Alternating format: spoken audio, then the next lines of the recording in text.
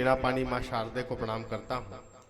अपने पिता कवि स्वर्गीय लाड़ सिंह जी गुर्जर की स्मृतियों को लेकर मैं हिंदी कवि सम्मेलन के मंचों पर चलने का प्रयास करता हूँ और 4 पंक्तियाँ आप सबसे जुड़ने का प्रयास करता हूँ। पीपलरावा एक छोटी काशी है, प्रतिभाओं और साहित्यकारों की भूमि है। इस भूमि को प्रणाम करता हूँ। बहुत ही गौरवशाली नगर है पीपलरावा और बहुत अच्छे श्रोता हैं। कई बड़े कवि इस पीपलरावा में काव्य पाठ कर चुके हैं। आज इस कार्यक्रम का प्रारंभ करने का सौभाग्य मुझे प्राप्त हो रहा है। मैं 4 पंक्तियों से आपसे जुड़ने का प्रयास करता हूँ। 4 पंक्तियों मुझे जोड़ लेना। स्वागत कि दूर दूर से पधारे अतिथियों को अपनी मीठी मनुहार से मनाइए और आज की तारीख इतिहास में अमर हुई देवी अहिल्या के नारों से गगन को गुंजाइए। तो भारती के बेटे आप श्रम के साधक सब स्नेह और श्रद्धा के सुमन महकाइए। कवि सम्मेलन में आए सभी भाई एक बार जोरदार तालियां बजाइए, एक बार जोरदार तालियां। बस बहुत बहुत धन्यवाद। इतनी तालियों में मेरे छोरे छोरी पल जाएंगे। नहीं, आदमी साहब सुबह से शाम तक जो भी हाथा जोड़ी करता है, माथा फोड़ी करता है, छोरे छोरी को पालने के लिए करता है। लेकिन एक बात मैं आपको बता दूं, कवि सम्मेलन से मुझे जो भी पारिश्रमिक प्राप्त होता है, जो भी राशि प्राप्त होती है, जो भी धन राशि प्राप्त होती है, उसका उपयोग मैं अपने लिए नहीं करता। उस राशि से, उस पैसे से मैं एक गरीब महिला और एक गरीब बच्चे का पालन पोषण करता हूं। कौन है? नहीं, ज्यादा भावुक होने की आवश्यकता नहीं है। वो गरीब बच्चा और वो गरीब महिला मेरी ही है। नहीं, आप बिल्कुल टेंशन मत लो।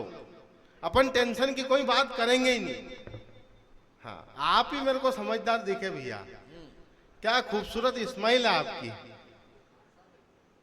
बहुत अच्छे से आप लोग सुन रहे हैं। जो अभी भी इधर उधर घूम रहे हैं उनसे निवेदन है आप आराम से बैठ जाइए। क्या होता है, यदि व्यक्ति सही जगह नहीं बैठता है तो गलत जगह बैठता है और गलत जगह बैठने के गलत परिणाम आते हैं।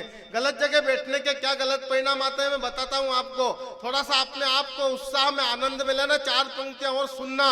हंसना बहुत आवश्यक है साहब। माँ भगवती जगदम्बा, माँ भगवान शिव की परम भक्त आदरणीय माँ देवी अहिल्या की 300वीं जन्म जयंती के उपलक्ष्य में नगर परिषद पीपलरावा ने यह कार्यक्रम आप सबके लिए सजोया है। यह आपके उत्साह के लिए, आपके आनंद के लिए, आपके मस्ती के लिए, आपके इस मनोरंजन के लिए जब ये इतना बड़ा उपक्रम किया है, तब 4 पंक्तियां सुनना और आनंद लेना, थोड़ा सा और जुड़ना, अपनी तालियों के घनत्व को और थोड़ा बड़ा करना कि जिंदगी की सारी रातें घर में गुजार लेना।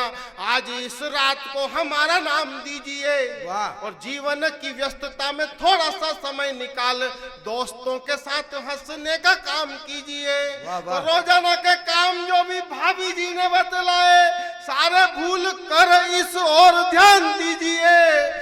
कवि सम्मेलन में यूं काहे को उदास बैठे, तालियां बजा के थोड़ी मुस्कान दीजिए, तालियां बजा के थोड़ी मुस्कान दीजिए, तालियां बजा के थोड़ी मुस्कान दीजिए।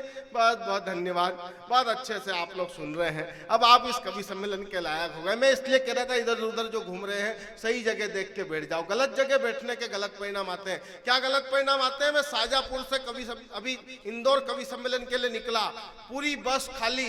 जैसे ही बस में चढ़ा, एक मैडम बैठी हुई, मैंने कहा इसके पास बैठ जाओ, इससे अच्छी जगह कुछ नहीं हो सकती। मैं उनके पास जाके बैठा, एकदम कंडक्टर आ गया, टिकट। मैंने 500 का नोट दिया, उसने 400 काट के 100 लौटाए। मेरा दिमाग खराब। मैंने कंडक्टर को बुलाया, भाई साहब मैंने कहा इंदौर के 200 लगते हैं। उसने मैडम की तरफ हाथ करके बोला, बोले भाभी जी है नहीं साथ में। अरे मैंने कहा भाभी जी ने जबरदस्ती क्यों टांग रिया है? अरे बोले भाई साहब गलती हो गई, इतने में वो मैडम बोल दी। बोले सर मेरे पास छुट्टे नहीं है, मैं आपको इंदौर उतर के दे दूंगी। आदमी पिघल जाता है। मैंने कहा ठीक है। बस आगे बढ़ी साहब, देवास आया, वहां एक आइसक्रीम वाला आ गया। गर्मी बहुत थी, मैंने कहा आइसक्रीम खा लेते, गला सूख रहा। मैंने उसको आइसक्रीम वाले को बुलाया, मैंने कहा भैया आइसक्रीम देना। उसने पट्टे ने पहली आइसक्रीम मैडम को पकड़ाई।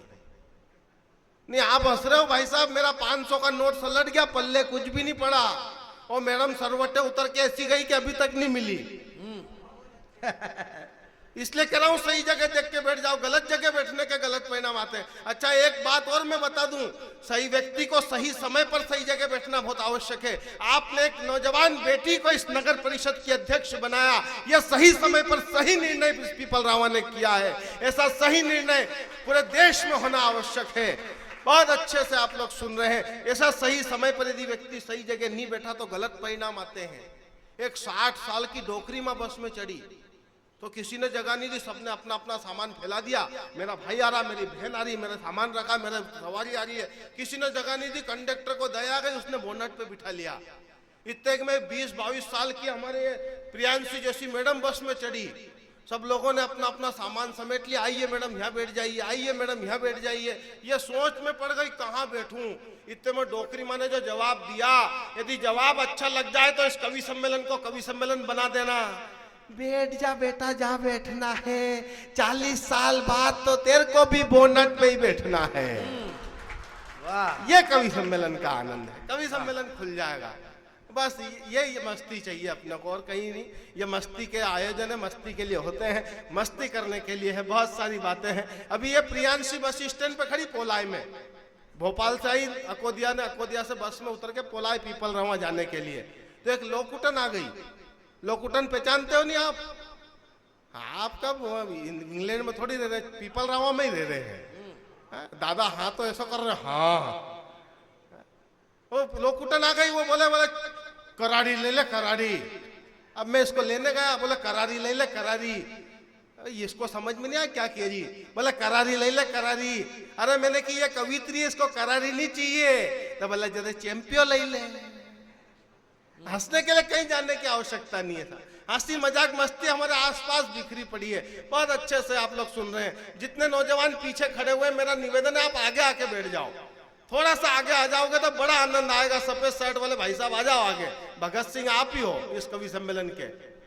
थोड़ा थोड़ा आप आगे आएंगे ना कवि सम्मेलन से, इस कवि सम्मेलन को जोड़िए। आज देश का बड़ा हास्य कलमकार आदरणीय भैया कुलदीप रंगीला जी हमारे बीच में है। हास्य के सम्राट दादा हजारी हवलदार हमारे बीच में हैं। और इस मंच का संचालन देश के बड़े मंच संचालक आदरणीय प्रोफेसर श्याम सुंदर पलोट साहब कर रहे हैं। बड़ा विशाल व भव्य मंच है। बहुत बेहतरीन कवि सम्मेलन होने वाला है। और जिसका ओपनिंग ऋतुराज जैसा कवि करे तो फिर वो कवि सम्मेलन अच्छा होना ही है। ताली बजाओ इस बात पे। अपनी अपनी मार्केटिंग भी अपने को ही करना है। ये नहीं करेंगे, वह भी नहीं करी इन्हें। देखो मामले अलग है। आप थोड़ा सा आगे आगे आ जाएंगे। जितने नौजवान हैं यदि आगे बैठेंगे, मैं देख रहा हूँ सामने सारे सफेद बाल बैठे हुए हैं। मैं तो ये देख रहा था मैंने कि छोरा छोरी है क्या नहीं है यहाँ। गजब के। मेरे को बस स्टैंड पे एक बच्चा मिल गया। मैंने कहा बेटा क्या कर रहा? बोला अंकल जी दिमाग खराब मत करो, व्हाट्सएप चल रही हो। 8 साल का छोरा ये बैठा नहीं अपना, वो देखो मोबाइल चला रहा। हाँ देखो ये सफेद टी शर्ट वाले बच्चों को मोबाइल चला रहा, उसको कोई मतलब नहीं कवि सम्मेलन से। मैंने वो बस स्टैंड पे पूछा, मैंने कहा बेटा क्या कर रहा? बोला अंकल जी मोबाइल चला रहा, दिमाग खराब मत करो। अरे मैंने कहा बता कवि सम्मेलन कहाँ है? बोले मारे नहीं मालूम, दिमाग खराब मत करो। मैंने उसका मोबाइल लिया, मोबाइल में व्हाट्सएप पे मैसेज भेजा उसने। बोले जानू। मैंने नहीं यार बेटा 8 साल की उम्र में। बोले अंकल जी दिमाग खराब में? हाँ तुम मेरे कोर्स के हो। वाह, अभी तक शादी आदि नहीं हुई अपनी, है नहीं? हाँ सही बात है। हमारे पोलाई में 75 कुंवारे घूम रहे हैं। हाँ, कुंवारों का अपना अलग आनंद है साहब।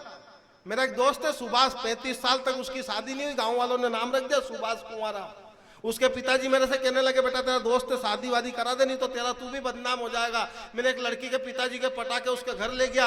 लड़की के पिताजी ने घर देखा, समझ में आ गया। लड़का देखा, समझ में आ गया। जमीन जायदाद देखी, समझ में आ गया। सुभाष से पूछ लिया, बोले बेटा क्या काम करते हो? बोले साहब बर्तन बेचता हूँ। लड़की का पिता खुश, वाह बेटा बहुत अच्छा काम है। इंदौर, भोपाल, दिल्ली कहाँ से लाके बेचते हो? सुभाष का जवाब सुनना, आनंद लेना। कहीं नहीं, घर के ही बेचता हूँ। वो ऐसा भगा आज तक नहीं मिला। ये आनंद है। बहुत अच्छे से आप लोग सुन रहे हैं, बड़ा मस्ती से सुन रहे हैं। 4 पंक्तियां और सुनिए और जुड़ जाना। जितने मेरे कुंवारे दोस्त यहाँ बैठे हो सब आके आगे आके बैठ जाओ तो बड़े आनंद आएंगे आपको। कि सबसे प्रथम जगदम्बे को नमन करूं, आयोजक बंधुओं को मंच से बधाई है। वाह। और कविता की प्यास में ये कितने प्रयत्न किए, माइक मंच रोशनी से रात को सजाई है। तो ढोल व नगाड़े जैसे कवि मंगवाए हैं, तो मीठी मीठी बांसुरी सी कवित्री बुलाई है। इधर उधर ढूंढे आपकी नजर जिसे